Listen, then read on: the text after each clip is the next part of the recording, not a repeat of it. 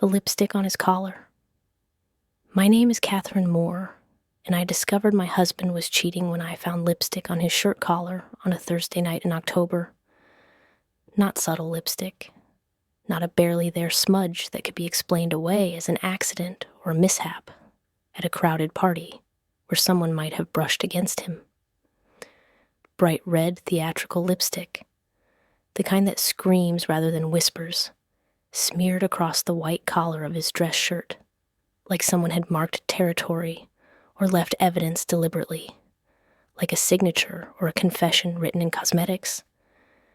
It was the classic cliché, the trope, the evidence every suspicious wife finds in movies and novels, and the kinds of stories women tell each other over wine when they're swapping tales of betrayal and heartbreak. Lipstick on the collar, the smoking gun, the proof that dissolves excuses and demands confrontation. I'd always thought if it happened to me, I'd see it coming. I'd noticed the signs before the physical evidence appeared, the emotional distance, the phone turned face down on tables, the unexplained absences, the smell of unfamiliar perfume lingering on clothes, the defensive responses to innocent questions about how the day went. I wasn't prepared. Not for this. Not for the casual way the evidence presented itself, tossed into our laundry hamper like any other piece of clothing, waiting to be washed. The shirt was in the bathroom hamper, mixed in with towels and workout clothes, and the ordinary domestic debris of two people living together. I'd been sorting laundry on a Friday afternoon. Whites, colors, delicates, the choreography of maintaining a household, the invisible labor that keeps life functioning. Often when I'd pulled out Michael's work shirts to check pockets for receipts or pens before washing, that's when I saw it. The collar, the red, the lipstick was vivid, theatrical. The kind of red that looks almost orange under certain lights, that comes from a tube labeled something dramatic like Ruby Woo or Russian Red or Dragon Girl. Not a shade I owned, not a shade I'd ever worn. I was more of a nude lip person, occasionally a soft pink. Nothing that would leave a mark like this. My first thought was absurdly practical. The kind of thought your brain offers when it's trying to avoid the emotional weight of what you're seeing. That's never going to come out in the wash. Red lipstick is notoriously difficult to remove from fabric. The pigments bond with fibers in ways that regular detergent can't address. You need specialized stain remover. Cold water, not hot. Maybe hydrogen peroxide or dish soap or one of those internet remedy combinations that people swear by in comment sections. The fabric care industrial complex had opinions about lipstick stains, the same way it had opinions about red wine and grass and blood. My second thought came slower, heavier, with the weight of realization settling into my chest like stones. My husband has lipstick on his collar, and it didn't come from me. I sat down on the bathroom floor, still holding the shirt, staring at that red smear like it might rearrange itself into something innocent if I looked at it long enough from the right angle. An accident at work, someone bumping into him in an elevator or a crowded hallway, transferring makeup inadvertently through proximity. A prank by his co-workers at the architecture firm where he worked, the kind of juvenile office humor that manifests in hazing or practical jokes. A mishap at a client meeting where someone had hugged him too enthusiastically in celebration of a completed project. But lipstick doesn't get on collars by accident, not like this.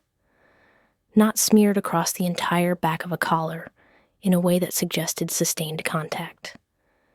Lipstick on a collar means proximity, means someone's face close enough to leave marks, means someone's mouth against someone's neck, means intimacy that shouldn't exist between my husband and anyone who wasn't me. Michael worked late on Thursdays. Had been working late on Thursdays for the past 4 months, ever since he'd taken on the renovation project for the Belcourt Theater, the historic movie house in Hillsborough Village that was undergoing a massive restoration and modernization. The building dated back to 1925, had been through multiple incarnations, had been saved from demolition by community activists in the 70s, and was now getting another round of careful preservation work that balanced historical accuracy with contemporary code requirements.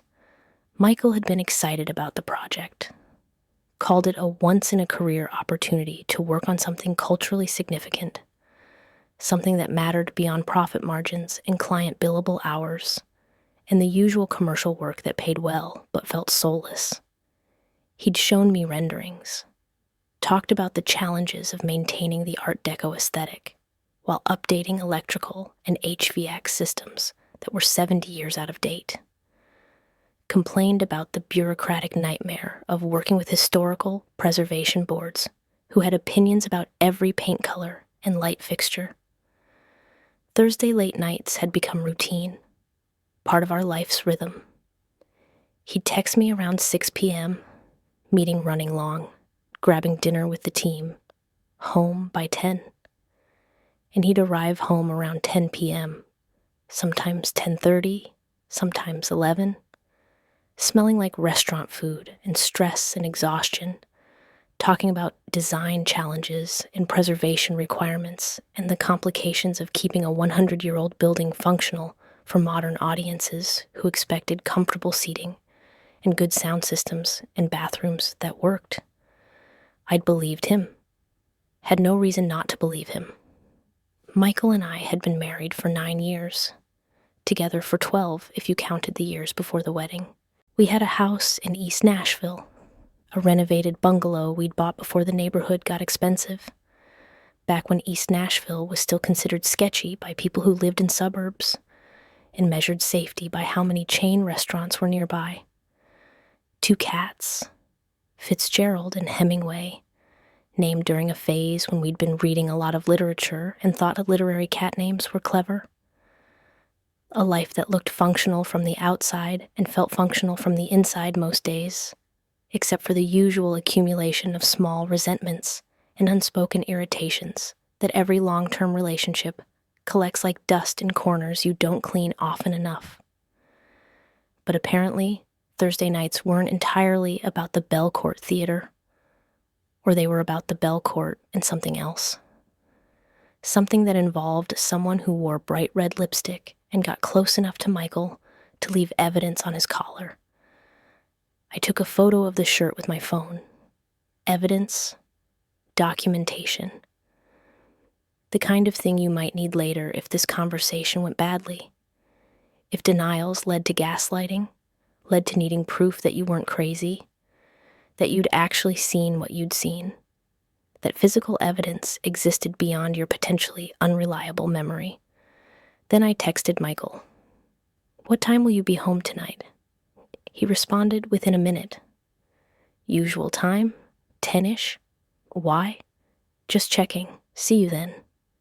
I spent the next 5 hours in a strange suspended state, fed Fitzgerald and Hemingway, who were indifferent to my emotional crisis and interested primarily in whether dinner would arrive on schedule. Made myself food I couldn't eat, a sandwich that sat on a plate, growing stale while I stared at it. Tried to watch TV but couldn't focus on anything except the clock and the shirt still sitting on the bathroom floor where I'd dropped it, and the question of what exactly I was going to say when Michael walked through the door. What was the protocol for this? Did I confront him immediately? Did I ask calm questions designed to give him rope, to hang himself with lies? Did I hand him the shirt and say nothing? Let him provide an explanation without prompting? See what story he'd construct when faced with physical evidence? At 10:17 p.m., I heard his car in the driveway, the particular sound of his Subaru's engine that I'd learned to recognize over years of listening for him to come home. His keys in the lock. The sound of him entering our house the way he entered it every Thursday. Like this was ordinary. Like nothing was wrong. Like he wasn't about to face his wife, who'd found evidence he'd been lying for months. He walked into the living room where I was sitting on the couch with the shirt laid out on the coffee table between us like an accusation at a trial. "Hey," he said, then saw the shirt. His face did something complicated, not quite surprise. Surprise would have suggested he didn't know the lipstick was there, didn't know what he'd been doing. More like recognition followed immediately by something that looked like fear and resignation mixed together. The expression of someone who's been waiting for this moment and dreading it. And now that it's arrived, there's almost relief in it. "I found this in the laundry," I said, keeping my voice level, even though my heart was pounding hard enough that I could feel it in my throat. "Want to explain the lipstick?" He sat down heavily in the chair across from me.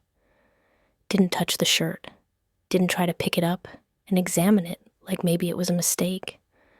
Like maybe the lipstick wasn't what it looked like. Like maybe there was an innocent explanation he could construct if he just looked at the evidence long enough. "I can explain," he said quietly. "Then explain." My voice came out harder than I intended. "Explain why you have someone else's lipstick on your collar. Explain where you've really been on Thursday nights. Explain why you've been lying to me for 4 months. He took a deep breath. Let it out slowly. "I've been going to drag shows." I stared at him. "Drag shows?" "Yes, every Thursday night. At Play, the bar on Division. I've been performing." The sentence hung in the air between us, absurd and impossible, and so far from what I'd been imagining that for a moment I couldn't process it. Michael, my husband, architect, man who wore khakis and button-downs to work every day, who lived in spreadsheets and CAD drawings and building codes, performing in drag shows. "You've been what?" "Performing in drag. My stage name is Valentina Sinclair. Thursday nights are amateur night at Play. I've been doing it for 4 months, since June." I opened my mouth, closed it, opened it again.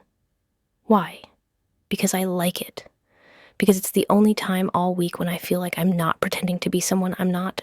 Because he stopped, started again. "Do you remember Jake?" Jake. Michael's college roommate at UT Knoxville. The friend who died 3 years ago from complications related to AIDS.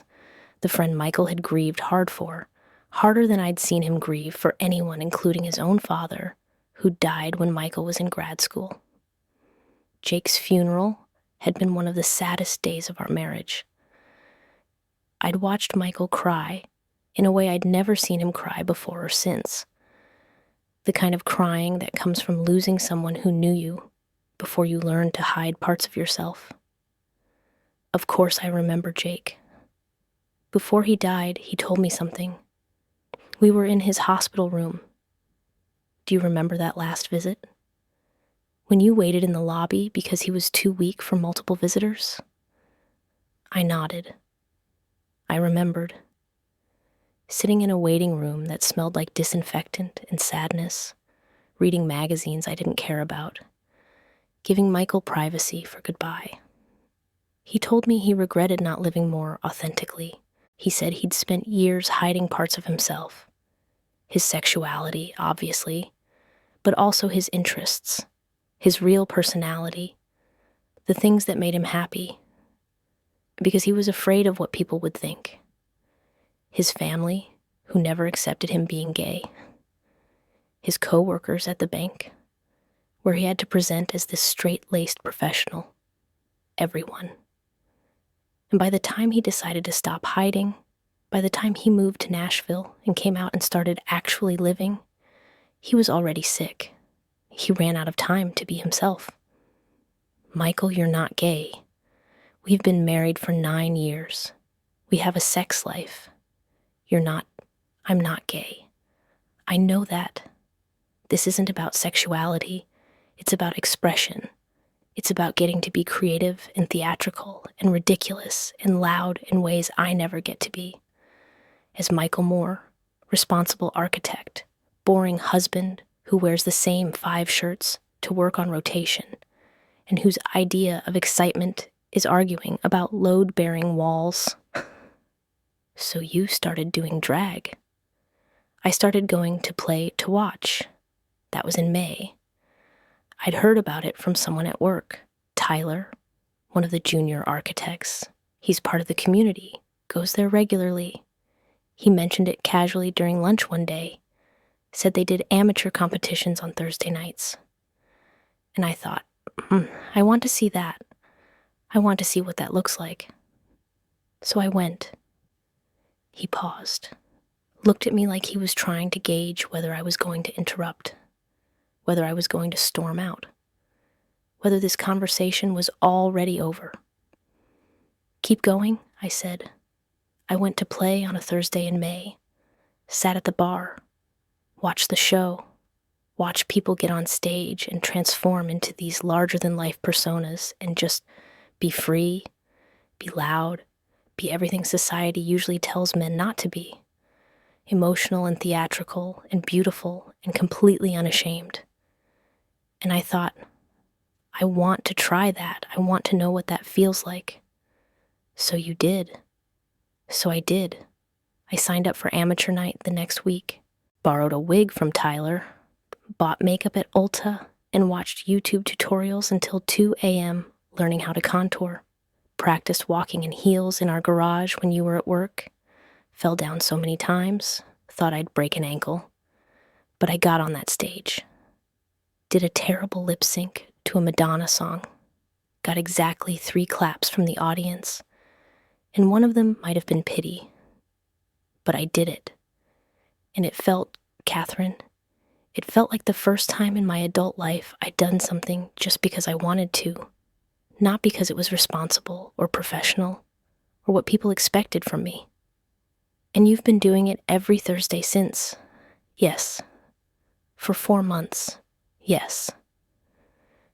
And you've been lying to me about it the entire time. His face crumpled slightly. I haven't been lying about the Belcourt project. That's real. The meetings are real.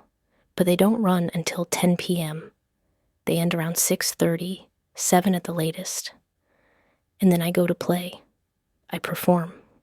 I hang out with people who understand. And then I come home. Why didn't you tell me? The question came out quieter than I intended. Not angry anymore. Just hurt. Why couldn't you trust me with this? His face did something painful. Because I was ashamed. Because I thought you'd think it was stupid or weird or evidence of some kind of midlife crisis or mental breakdown. Because your family is... He stopped. My family is what? Conservative, Catherine. Your parents are Southern Baptist conservative. Your brother makes jokes about alternative lifestyles every Thanksgiving and Christmas, and basically any family gathering where he's had more than 2 beers. Your whole family has strong opinions about what's appropriate and what's not, about what men should and shouldn't do, and drag definitely falls squarely into the shouldn't category. I didn't want you to have to choose between supporting me and keeping peace with your family. Didn't want you to have to defend me or explain me or make excuses for me. He wasn't wrong. My family was conservative. Not in a hateful way.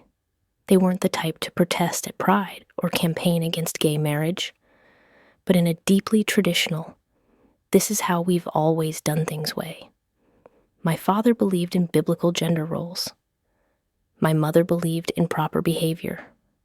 My brother, Tyler, believed in making jokes about anything that made him uncomfortable, which was basically everything that fell outside a very narrow definition of normal.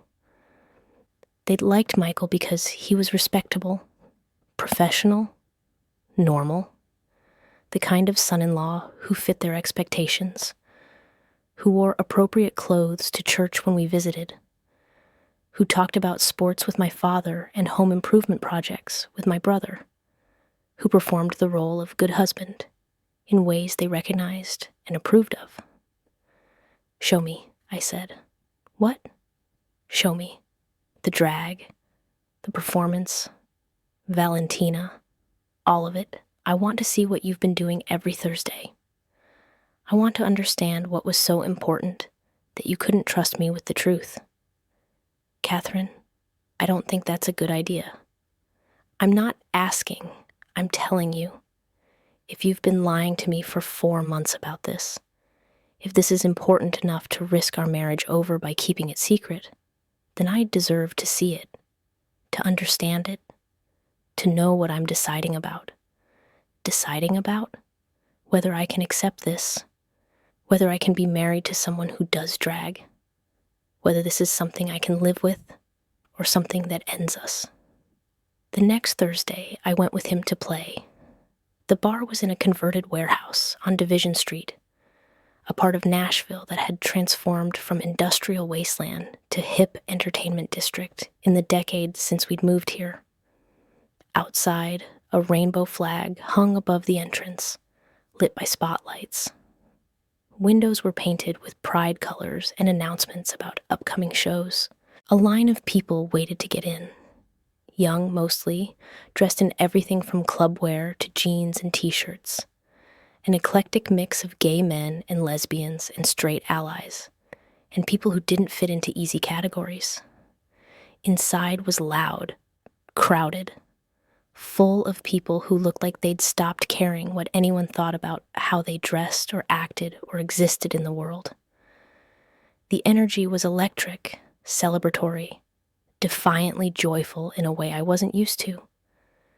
Music pounded from speakers, pop songs I half recognized, remixed and amplified. Lights flashed in colors that matched the pride flag outside. A stage at the front held a microphone and a backdrop of rainbow curtains and lights designed to make performers look magical. Michael led me through the crowd. People parted for him, called out, "Hey, Valentina, and you performing tonight?" With the familiarity of regulars who knew each other, who'd built community in this space. He led me to a back room where performers were getting ready. The dressing room was chaos, beautiful chaos. Makeup cases open on tables surrounded by ring lights. Wigs on stands, blonde, brunette, red, pink, some styled elaborately, and others waiting to be shaped. Clothes hanging on racks that lined the walls. Sequined dresses, feather boas, platform heels in sizes that would fit men. Leather jackets studded with rhinestones. Pieces of glamour and exaggeration and theatrical excess that would look absurd on a street, but perfect on a stage. Performers in various states of transformation clustered around mirrors, some already in full drag, makeup perfect, looking like they'd stepped out of fashion magazines. Others still in boy clothes, applying foundation. Beginning the transformation process that would take an hour or more, depending on how elaborate the look. "This is where I transform," Michael said, gesturing to a space at one of the tables where his things were already set up. A tackle box full of makeup, a wig on a stand, clothes hanging on a hook. I watched him work. Watched him apply primer and foundation in a shade slightly darker than his natural skin tone. Watched him contour his face with browns and highlights, reshaping cheekbones and nose and jawline, creating shadows and angles that feminized features without trying to pretend he was actually a woman. This wasn't about passing. This was about art, about transformation, about creating a persona that was larger than life. He applied eyeshadow in shades I didn't own, blues and purples and metallics, blended with a skill that suggested hundreds of hours of practice. Drew sharp wings of eyeliner that extended past his temples. Applied 3 coats of mascara and then false lashes on top of that. Dramatic, theatrical lashes that looked like they weighed something. Contoured his nose to make it appear smaller. highlighted his cheekbones until they caught light like sculpture. Then the lips. He lined them first, overdrawing slightly to make them appear fuller, then filled them in with that bright red lipstick, the same red that had been on his collar, the red that had started all of this. The application was precise, careful, the work of someone who'd practiced this enough to make it look easy, even though I knew it wasn't. The wig came next, blonde, long, cascading curls that he secured carefully with pins and adjusted until it sat naturally, until the hairline looked believable, until Valentina's hair moved the way real hair moved when you turned your head. Then the dress. Red sequins, form-fitting, designed for a body that had been padded in strategic places to create curves Michael didn't naturally have. Hip pads, breast forms, the architecture of creating a feminine silhouette while acknowledging this wasn't actually a woman's body, just a male body transformed into art. Finally, the shoes. Platform heels, at least 5 inches, maybe 6, red to match the dress. He stood up carefully, adjusted his weight, found his balance, took a few steps, walked like he'd been walking in heels for years instead of months. Though he'd told me it had taken endless practice, endless falls, endless determination to master something that looked effortless when done right. The transformation took an hour. When he was done, Michael Moore had disappeared. In his place stood Valentina Sinclair, theatrical, confident, beautiful, in a way that had nothing to do with looking like a woman and everything to do with looking like art come to life. "What do you think?" he asked, and his voice was different too. Not quite feminine, but projected, theatrical, a performance voice that carried without shouting. "I think you look like someone I don't know," I said honestly. "Good. That's the whole point. Valentina isn't Michael. She's who Michael gets to be when he's not being Michael." Other performers came over to say hi, introduced themselves with stage names and boy names both, made it clear they knew Michael had a wife who was seeing this for the first time, were kind in ways that suggested they'd been through similar revelations with partners and family members. "I'm Ivana Cocteau," said a tall queen in a silver dress. "And before you ask, yes, it's a pun. Ivana Cock, too. We all have terrible pun names. Valentina's actually one of the classier ones." "I'm Anita Mann," said another queen, this one in leather, "and my day job is high school math teacher. So if your husband's secret life is shocking you right now, imagine how my students' parents would react." They were welcoming, funny, made it clear this was a community, a chosen family of people who understood the need to transform, to be theatrical, to express parts of themselves that regular life didn't accommodate. I watched Michael Valentina perform, watched him lip sync to a Christina Aguilera song I recognized but couldn't name. Something about being beautiful, no matter what they say. Watched him move across that stage with confidence I'd never seen in my husband. The man who got nervous at dinner parties, who hated being the center of attention, who preferred to observe rather than participate, who described himself as boring and meant it. But Valentina wasn't boring. Valentina commanded, owned the stage, worked the crowd with gestures and expressions and movements that read even from the back of the room, made eye contact with audience members, included them in the performance, made them feel seen and part of something communal, rather than just spectators watching a show. At one point during a ballad, Valentina locked eyes with me in the audience, and I saw Michael in there, my husband, looking at me through false eyelashes and stage makeup and layers of performance, asking wordlessly if I was okay, if this was too much, if I was about to leave. If our marriage was ending right there in that drag bar while he lip-synced to Whitney Houston, I stayed, watched the whole performance, clapped when it ended, watched Valentina take a bow to genuine applause from a crowd that appreciated the effort, even if the execution wasn't Broadway-level perfect yet, even if some of the lip-sync was slightly off, even if the choreography was more enthusiastic than polished. Afterward, in the car driving home, Michael still in partial drag, because removing all the makeup and glue and hairpins took time he hadn't had before the bar closed, I asked the question that I'd been building all night. Is this who you want to be? Full time? Are you telling me you're transgender? That you want to transition? That Michael is the costume and Valentina is who you really are? No, God, no. I'm not trans. I'm not a woman trapped in a man's body. I don't have gender dysphoria. I don't want to transition or live as a woman full time. I'm just Michael who sometimes wants to be Valentina, who likes having this outlet, who likes getting to be theatrical and creative and loud in ways that normal life doesn't allow. It's not about gender identity.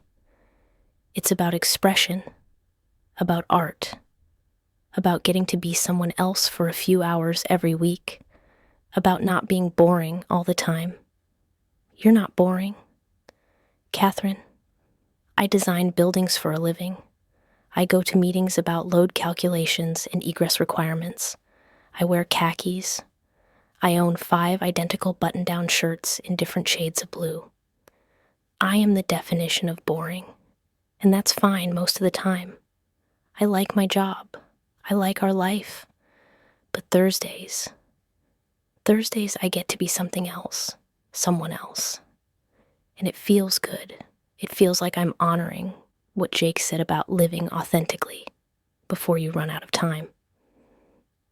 We drove in silence for a while. I thought about the man I'd married 9 years ago, the man I thought I knew completely, the man who'd apparently been hiding an entire creative life because he was afraid I'd judge him or reject him or make him choose between his art and his marriage. I wouldn't have judged you, I said finally. If you'd told me 4 months ago that you wanted to try drag, I wouldn't have told you no. Are you sure? Are you really sure about that? Was I? Was I sure that if Michael had come to me in June and said, I want to start performing in drag shows every Thursday, I would have been immediately supportive? Or would I have thought it was weird? Would I have worried about what people would think? Would I have tried to talk him out of it? Suggested less weird hobbies like taking up painting or joining a recreational sports league? I don't know, I admitted. But I would have tried to understand. I would have wanted to understand. Would you have told your family? No. Exactly. You would have kept it secret because you know they'd have opinions. They'd make jokes.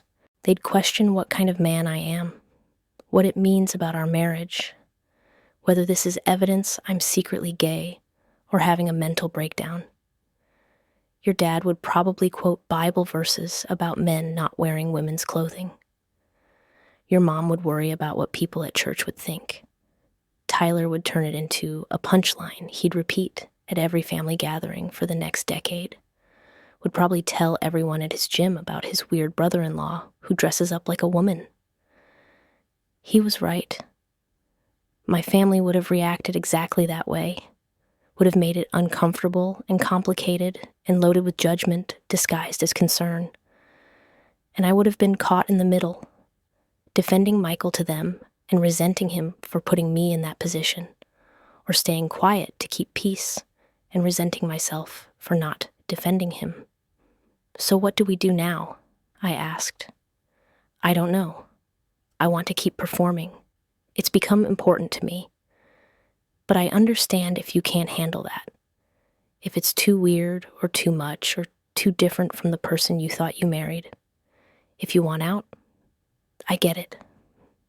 I thought about Valentina on that stage, about the confidence and joy and freedom in every movement, about Michael being able to express parts of himself that his day job and his normal life and society's expectations of what men should be didn't make space for, about the community of performers who clearly cared about him, who'd welcomed me without judgment, who'd made room for a confused wife trying to understand. "Keep performing," I said. "But no more lying, no more hiding. If you're doing this, I want to know about it. I want to be part of it if you'll let me. Even if I don't understand it completely yet. Even if I'm still figuring out how I feel about being married to a drag queen." "Part-time drag queen," he corrected with a slight smile. "I'm only Valentina on Thursdays. The rest of the week, I'm still boring architect Michael." "Deal, but you have to tell me one thing." "What?" "How did you learn to walk in heels that high without breaking your ankles?" He laughed, actually laughed, the tension breaking slightly. "YouTube tutorials, so many YouTube tutorials, and practice in our garage while you were at work. I fell down probably 50 times. Have bruises I'm surprised you haven't asked about. There's a reason drag queens make it look easy. It's not easy. It's hours of practice and pain and determination. Everything about drag is harder than it looks. Over the next months, Thursdays became our ritual. Michael would go to play. I would go with him sometimes, sitting in the audience watching Valentina perform, learning the names of other queens, becoming part of the community in small ways. Other weeks I'd stay home, give him space for his art without feeling like I needed to supervise or monitor, trusting that he was where he said he was, doing what he said he was doing. I learned about drag culture, about the history of it, how it had been a refuge for queer people when the world was hostile, how it had political significance beyond entertainment, how it had always been about more than men in dresses, had been about challenging gender norms and expectations and the rigid boxes society tries to put people in, about the art of it, the makeup techniques that took years to master, the costume construction that rivaled professional theater, the performance skills that required acting and dancing and lip-sync precision and crowd work all at once, about the community, supportive, creative, fierce, protective, a chosen family for people who didn't fit elsewhere or who'd been rejected by their biological families for being too queer or too weird or too much. I learned that my husband was more complex than I'd known, that the man who designed buildings also designed personas, that the person who seemed content with routine and normalcy was also someone who craved expression and theatricality and the chance to be ridiculous and beautiful and unapologetically extra in a world that told men to be small and stoic and unexpressive. I learned the language of drag, learned what serving face meant and death drops and reading and all the terminology of a culture I'd never been part of before. Learned to appreciate performances not just on technical skill, but on charisma, on the performer's ability to make you feel something, to tell a story in 3 minutes of lip sync, to create a moment that felt transcendent even though it was happening in a bar that smelled like beer and sweat, and too many people in too small a space. 8 months after I found the lipstick, Valentina Sinclair won the amateur competition at Play, beat out 15 other performers with a lip sync to "And I Am Telling You I'm Not Going," from Dreamgirls that had the entire audience on their feet by the end. Michael came home that night, still in full drag, makeup slightly smeared from crying and sweating, and being hugged by what seemed like every person in the bar, holding a small trophy that probably cost $28 but meant everything. "I won," he said, his voice full of wonder and pride and disbelief. Valentina won? Congratulations, I said, and meant it. Hugged him, carefully, because the dress was delicate and the makeup transferred. I'm proud of you. Really? Really. You worked hard for this. You got good at something difficult. You found something you love that deserves celebration. We still haven't told my family. That decision might change eventually, or it might not. Some truths don't need to be shared with people who won't understand them or appreciate them or do anything except make them into problems. Some parts of your life can exist separately from family obligations and traditional expectations, and the exhausting work of explaining yourself to people who fundamentally don't want to understand. But we did tell our friends. Had a small coming out party at our house where Michael performed for people who knew him as an architect and introduced them to Valentina. Some were confused, asked questions that revealed they thought drag meant gay or trans, or some kind of sexual thing rather than creative expression. Some were immediately supportive. Said this explained why Michael had seemed happier lately, more energized, more like himself. Some just asked practical questions about makeup and wigs, and how long it took to get ready. Curious and willing to learn, even if they didn't quite get it yet. The lipstick doesn't stay hidden anymore. Michael doesn't try to wash it off before coming home. Thursday nights mean arriving home in partial drag, lipstick smeared, glitter in his hair that'll take 3 showers to fully remove, happy in ways he hadn't been before. And I've learned to see it not as evidence of betrayal, but as evidence of creativity, of expression, of my husband being brave enough to be himself, even when being himself looked weird to people who couldn't see past their own narrow definitions of what men are allowed to be and do. That shirt with the lipstick, the one that started all of this, is framed now. Hanging in our home office where Michael does his architecture work during the day and practices makeup, looks at night. A reminder of the night everything changed. The night I thought I was discovering an affair, and instead discovered a whole different truth. More complicated, more interesting, more human than simple infidelity. People ask sometimes what it's like being married to someone who does drag. Usually people who've heard through mutual friends or who've seen photos on social media of Valentina and put 2 and 2 together. I tell them it's like being married to anyone. You learn they're more complex than you initially thought. You discover depths you didn't know existed. You decide whether to embrace those depths or walk away from them. You figure out whether your love is conditional on them being who you thought they were, or whether it's strong enough to expand to include who they actually are. I chose to embrace it, chose to learn about this part of Michael's life instead of rejecting it out of fear or confusion or concern about what other people would think, chose curiosity over judgment, chose to believe that a marriage can hold more complexity than I'd imagined when I said I do 9 years ago. The lipstick on his collar wasn't evidence of an affair.